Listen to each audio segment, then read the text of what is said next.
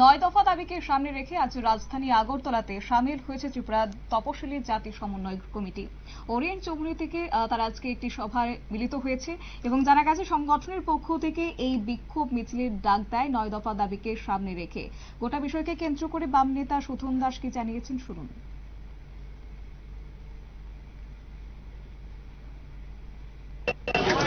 ভয়ঙ্করভাবে বিশেষ করে দলিতদের উপর আক্রমণ সংঘটিত হচ্ছে।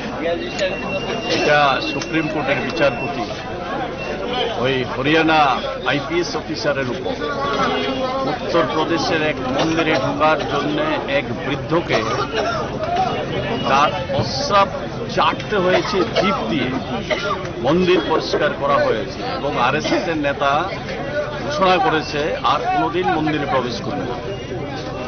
এরকম ভাবে অনিকেত নামে এক যুবক তার জন্মদিনের কেক পালন করেছে বলে তাকে ভয়ঙ্করভাবে আক্রমণ করে খুন করেছে।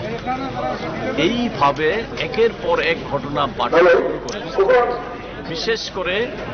বিশেষ করে এই আরএসএস পরিচালিত বিজেপি সরকার আসার পর থেকে একদিকে যেমন অর্থনৈতিক দিক থেকে বাজেট কমিয়ে দিচ্ছে এসসিদের জন্য, অন্যদিকে সামাজিক আক্রমণ, বর্ণবাদী আক্রমণ, অসম্মান, অপমান ভয়ঙ্কর জায়গাতে গেছে।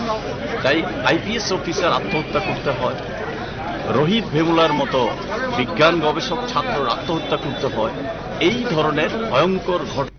এদিন ত্রিপুরা তপশিলি জাতি সমন্বয় কমিটির এই মিছিল মেলালবার থেকে শুরু হয় এবং বিভিন্ন পথ পরিক্রমা করে তারা ওরিয়েন্ট চৌমুহনীতে এসে সমাবেশে সামিল হয়েছে। এদিন এই বিক্ষোভ মিছিল এবং সমাবেশ থেকে তারা মন্ত্রী সুধাংশু দাসের পদ বরখাস্তের দাবি তুলেছেন। একই সঙ্গে তপশিলি জাতি সম্প্রদায়ের জন্য শিক্ষা, কর্মসংস্থানের সুযোগ বৃদ্ধি এবং সমাজ কল্যাণমূলক প্রকল্পগুলিতে স্বচ্ছতা নিশ্চিত করারও এদিন আহ্বান জানিয়েছেন তারা। নিয়ে নিচ্ছে ছোট্ট একটি বিজ্ঞাপন বিরতির সঙ্গে থাকুন।